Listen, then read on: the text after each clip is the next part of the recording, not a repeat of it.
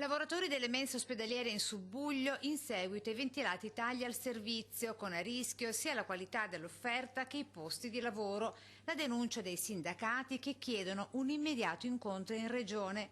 C'è un capitolato d'appalto per l'assegnazione della ristorazione degli ospedali di quasi tutto il Veneto, esclusi gli ospedali in project, che prevede che le cucine interne agli ospedali vengano chiuse. All'orizzonte si profila dunque un possibile sciopero, ma prima il presidio del 31 marzo davanti al Palazzo Grandi Stazione a Venezia. Questo introduce purtroppo la preoccupazione che noi perderemo per strada non so quanti lavoratori, perché le imprese hanno le loro organizzazioni, hanno le loro professionalità, hanno le loro regole e certo chi troveranno probabilmente lo metteranno per ovvie ragioni di costo, cioè ci metteranno in discussione. Per i sindacati centinaia posti di lavoro a rischio con i 18.000 pasti giornalieri garantiti più le colazioni.